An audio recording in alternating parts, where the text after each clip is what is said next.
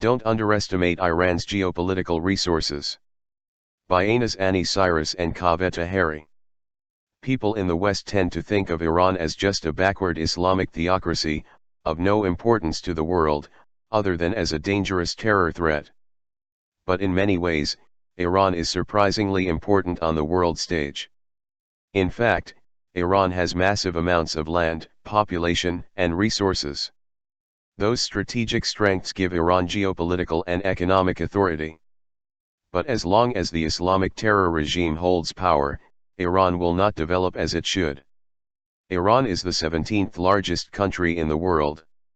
By land mass, the country is larger than the combined Western European countries France, Germany, the Netherlands, Belgium, Spain, and Portugal.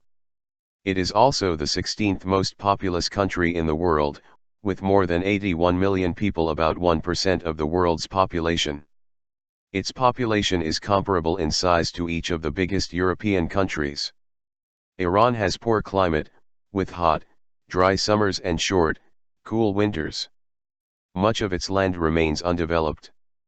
But it is rich in natural and mineral resources. As ranked among 15 major mineral-rich countries, Iran contains about 7% of global mineral resources.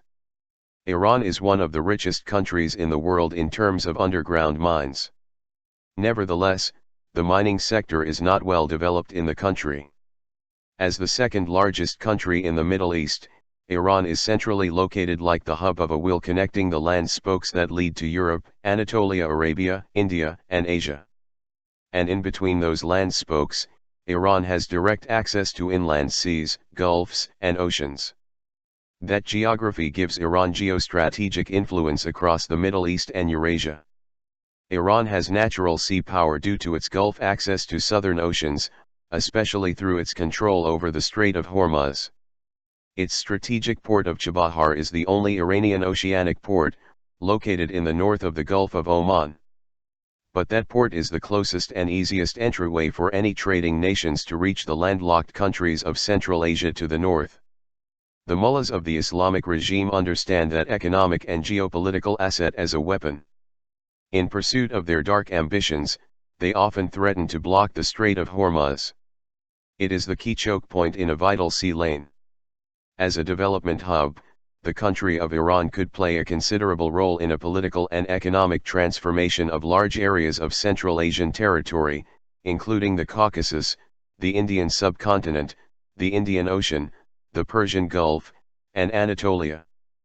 But the bloodthirsty regime in Iran stands in the way of that prosperity.